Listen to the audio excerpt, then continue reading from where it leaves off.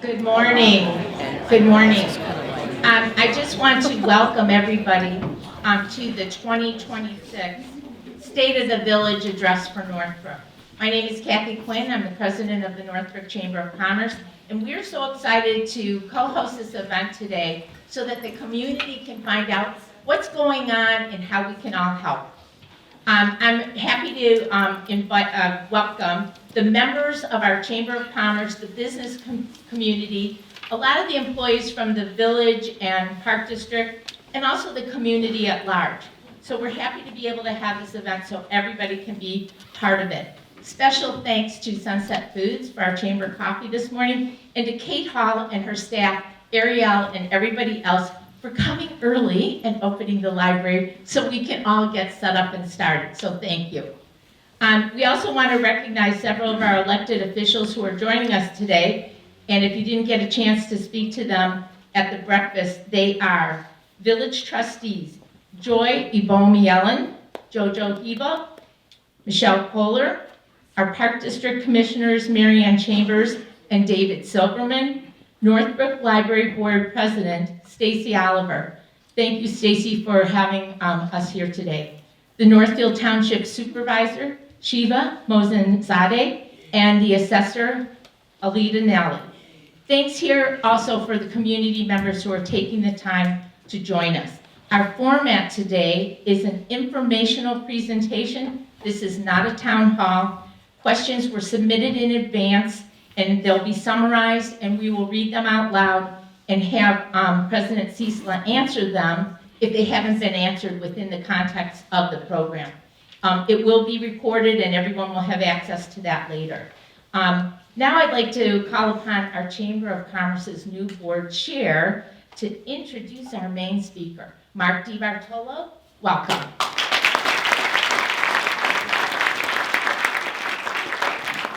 Thank you, Kathy. Good morning, everyone. On behalf of the Chamber's Board of Directors, it's my pleasure to introduce Kathryn Ciesla, President of the Village of Northbrook.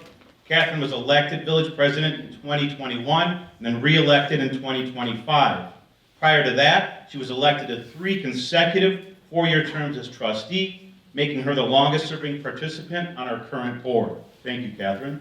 In addition to her duties on behalf of the Village, she is the co-founder of the law firm Ciesla and Beeler. They specialize in family law and child advocacy. She has lived in Northbrook for over 25 years. She has 2 daughters who graduated Glenbrook North. Please join me in welcoming Northbrook's Village President, Kathryn Ciesla.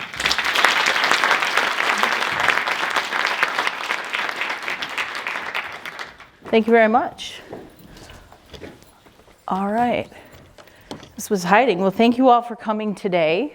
Thank you for braving the cold to come today.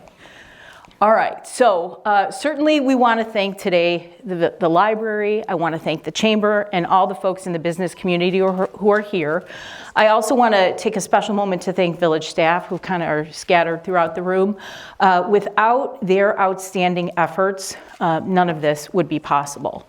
So let's take a minute, just 1 minute, to recognize Judy Hughes. Many of you sitting in this room know who Judy Hughes is. She was the longtime 37-year president of the Northbrook Historical Society, was involved in RAIN, was a District 28 school board member. She died suddenly in December. And it's a tremendous loss for the community. And so, you know, I'm all happy with you having your phones out during the presentation. Take a visit to the Historical Society's website. See where you can volunteer, participate, get involved, and just appreciate what Judy has done for our community. Okay, here we are. Here's Northbrook's Village Board. One takeaway is that the Village Board, lots of folks think that we're involved in the day-to-day. None of us, including me, do not have an office at Village Hall. We simply have a cubbyhole where we get our mail. That's it. We set policy. We do not manage the day-to-day. We don't post on the website. We don't direct employees. We supervise one person, and that's our village manager. This is the way village government operates. The residents are at the top. I think you're going to hear sort of as a theme in this presentation that I think there's been a struggle to let the residents know and have the residents feel that they are indeed at the top. And we're going to do something to change that. So from the residents goes down to the village board. Then you have our boards and commissions. Then we've got our village manager, and then all of the village departments that follow. So today we're going to talk about three main areas. Number one, this is Northbrook, who we are, listening together and moving forward, and key updates. When I say this is Northbrook, one of the themes or one of the things I'm going to be talking about throughout the presentation is our strategic plan. So how do we understand what residents want us to focus on, want us to work on? Well, we have to ask. So we're going to talk a little bit about that. But from our asking, village residents told us this, that Northbrook residents are informed. Not only do they know, they seek transparency. They want transparency. They want to know what's happening. They want to be engaged, not just in village government. They want to be engaged in community activities. They want to be engaged in going to restaurants, having a full quality of life experience. They're invested in the community. They're multifaceted. While we're not racially diverse in Northbrook, we certainly are ethnically diverse. We're religiously diverse. We come from various backgrounds. Sorry, you guys. I'm asthmatic and the cold is not my friend. We're multifaceted and we're family oriented. What makes Northbrook important and unique? Our people. We support one another. We care about one another. We work together. We're stewards of our community. Our services are first class, world class. Most important things we can do, in my opinion, is our police force, is our firefighters, and our public works department. You need an ambulance. You need the police for some reason. You want to make sure your roads are plowed. You want to make sure you have quality water right there. Our schools. How many of us moved here or stayed here for the quality of our schools? And then in Northbrook, all these factors make Northbrook attractive to businesses. Financial strength. In talking to residents through last year's campaign, in getting information from residents from our strategic plan, our fiscal health was a primary concern. And I think one of the misnomers is that folks are really concerned. They see something like Northbrook Court, which we're going to talk about a little bit, Northbrook Court going away, and they're absolutely shaken. Oh my God, what are we going to do? This large sales tax generator is going away. Well, we're going to show you that we've diversified in other areas and our sales tax revenues are increasing. S&P. Many of you who are here sit on the boards of other governing bodies, and you know how important a rating is. A rating is your credit score, right? Northbrook's credit score is the highest that any agency will give, AAA. And our credit rating agency tells us this, that our rating reflects the strength of our local economy, highlighted by our robust local incomes. So we have a very healthy population. We have healthy reserves. 40% of our revenues are held in cash by the village. That's our savings account.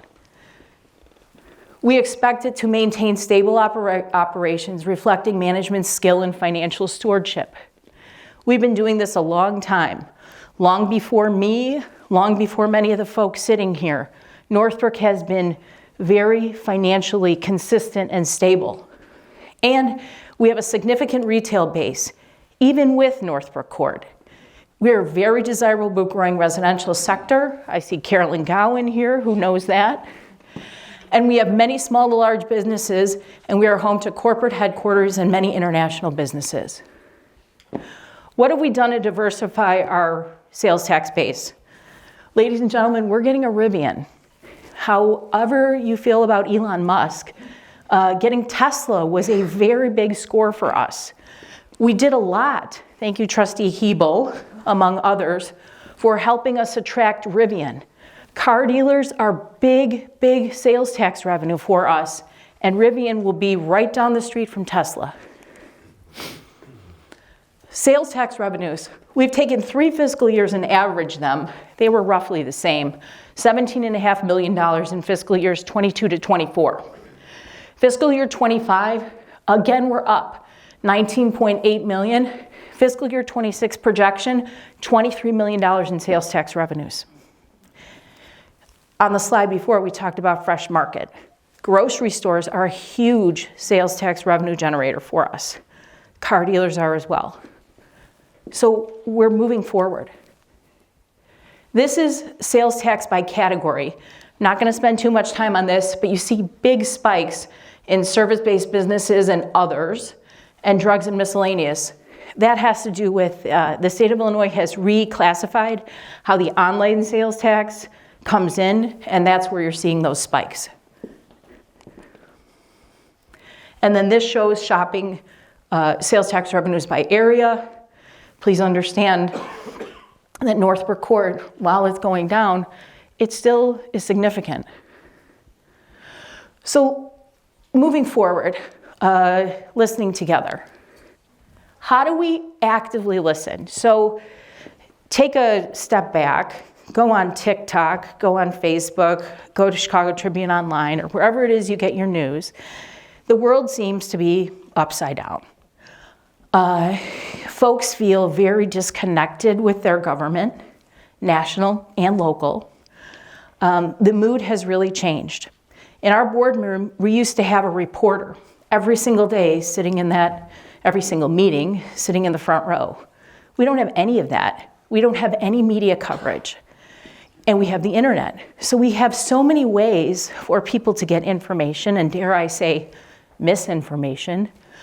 And so we have to find out ways, we have to figure out ways to be able to connect with people, to connect with our stakeholders, and to listen, but also have folks be engaged and work together. So how do we do that? How do communities do that? Well, they engage in a strategic planning process. They engage to identify community values and set policy that reflects those community values. Now, ask the hard questions. All right, everybody's got a friend like this. Some of you may have a mother like this. You ask your mom, how do you like my outfit? And she's gonna tell you, right? Now, that's the hard thing to do. But we decided, look, let's rip the Band-Aid off, ask the hard questions. Tell us how pissed you are. Tell us how happy you are. Tell us what we can do better. Tell us whatever you need to tell us. Get it out there. We need to hear it. We want to hear it because we are here for you. So we had public forums. Basically, in order to advertise the strategic planning process, first of all, we hired an independent consultant, someone who's not us, who can ask those hard questions.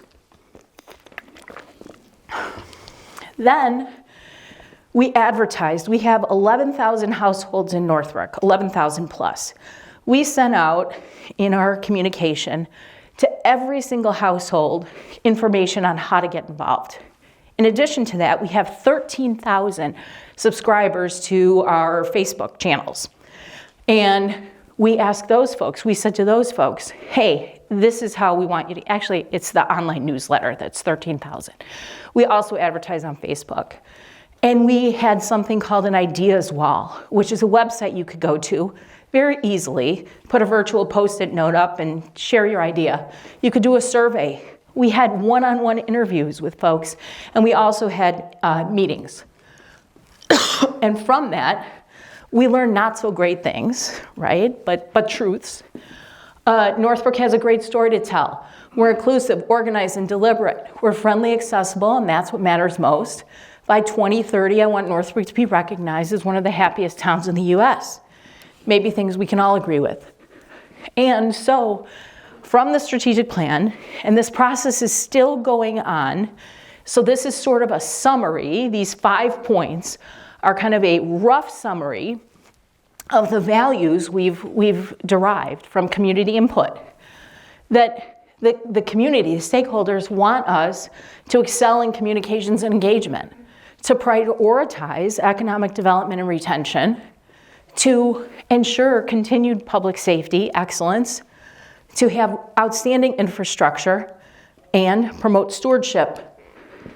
So what does that mean? Communications and engagement. Well, I want to say to you, I'll be the first to say, and I've said it 1,000 times, our communication is absolutely lacking.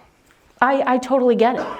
While we put stuff out on social media, while we put stuff out on the website, while stuff is there, it's hard to find. And for a lot of folks, a lot of people ask me questions. Hey, what about this? What about that? Well, I know we talked about it at a meeting that's on TV, and I know that it's on the website. Somehow it's not getting to you. So we have to figure out how that communication gets to you. But in addition to that, we need to continue to get you to communicate with us and explain to us on a more consistent basis. I like this. I like that. Hey, what about this? Hey, I want to get involved. Hey, what about that? So we have to figure out how to make that happen. And then we also, in this communications and engagement category, folks want to be involved, want to have the ability to go to high quality restaurants, want to go to an event, want to engage with folks. So whether that's a coffee with a cop or whether that's going to a lovely restaurant in the evening, they want a vibrant community, a community that's engaging. Excuse me. In addition to the strategic plan, we've engaged a firm to do a communications audit. Look, we're not in the business of communication. I started out saying we're in the business of putting out fires, getting an ambulance to your house, having a police force, putting up roads, and water, and getting you water, and everything in between. We are not in the business of communicating, so somebody has to help us. So we've engaged a group who is at the same time as our strategic plan doing a communications audit, talking to residents, talking to stakeholders, looking at other communities, and coming up with a plan for us to be better communicators from soup to nuts. Excuse me, I sit with 3 of my fellow board members right here, and I will tell you, we want to be engaged in different ways, especially post-COVID, when we're seeing less and less, or a change in how people do in-people contact. In addition to that, making economic vitality a priority. Important for us, important for every community, is to encourage new businesses to come here, but also keep the businesses who are here. So how do we do that? Well, we've authorized the village manager preemptively to hire, to create a position for an economic development and retention person, specialist. I don't know what the title would be, but someone who would solely focus on that. We are going to explore options for reinvestment in our downtown. We've talked about it often, about economic incentives for businesses who are here and businesses who would like to come here. Continue to ask the owners of Northbrook Court, here it is, what we can do to support them. Northbrook Court is not owned by the Village of Northbrook. It costs tens of millions of dollars to buy, which we don't have, nor are we in the business of doing that. So what do? We've already offered them, committed to, $90 million in economic incentives for their retail. We've committed to allowing them to do residential first. Before we said, hey, we want you to do the retail first. Now you can do residential first. That's what they asked. We gave it to them. What else do they want? What else can we give them? How can we work together to get that going? So that's a challenge. That's where we're at. And then have community dialogue relative to housing and what it does to keep Northbrook vibrant. All right, community safety. I cannot say it enough. We are indebted to our firefighters and our police officers, our paramedics, those who help us and who keep us safe. We have to continue to fund them, to support them, to assure that we have the best trained folks, the best equipment they can have, so they can continue to support those in our community. And then we have to continue to collaborate with other agencies. One of the most special things I think about our police department are our social workers. We have 4 full-time social workers. We are focused on helping prevent problems and helping families rather than throwing folks in jail. All right, strategic investments in our infrastructure. I'm going to talk about it more in a little bit. We've got to make certain that our buildings, our roads, our water systems are all, again, delivering you quality services. Sorry. And then organizational excellence. This is about stewardship. This is about financial responsibility. This is about outstanding customer service. We want to be one of the happiest, best, safest communities there is. So key updates. Public safety investments. This is something that has been exceptionally significant for us. Fire station number 11. Fire station number 11 is on Dundee Road. You've probably heard me say it if you've heard me talk at all, that this facility is, not this one, but the one it will replace, is inadequate. It does not have appropriate quarters for women. It is not the safest facility. It is not ample in size. It is run down, and it is a problem. And so what do? We found land adjacent or very near adjacent to the fire department right on Dundee Road. And we're in the process now of constructing a new fire department to open at the end of this year. Yes? Yes, to open at the end of this year. In Sky Harbor, when you all leave here, right under the Save Ferris water tower, there's a building. It's our current fleet maintenance garage. Take a look at that building and ask yourself, how can a fire truck fit in there?